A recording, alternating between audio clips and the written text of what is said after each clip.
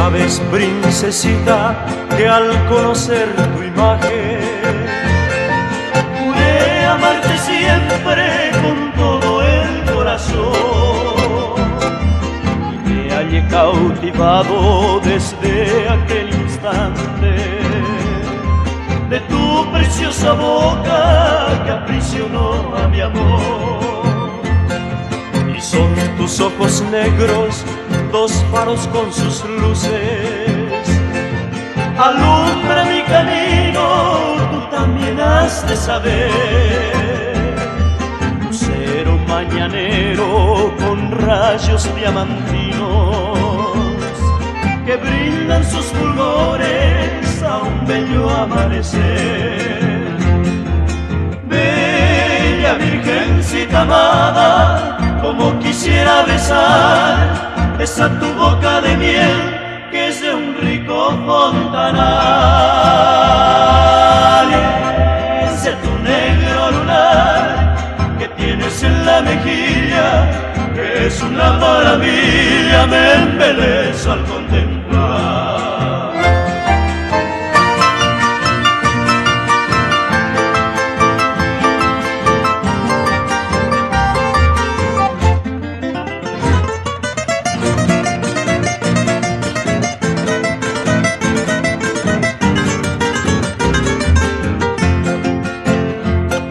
Tu rostro se sonroja cual pétalo de rosa, le da un encanto vivo a tu mágico lunar.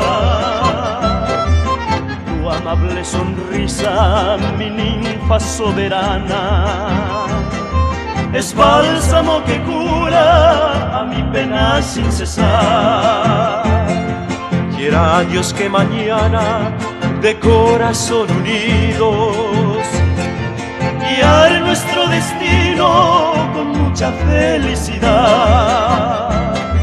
Entonces, Josefina, yo he de cantarte ufano mis más bellas estrofas por toda la eternidad.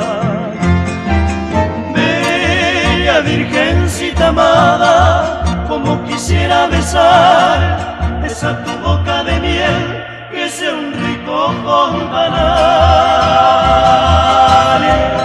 Ese tu negro lunar que tienes en la mejilla, que es una maravilla.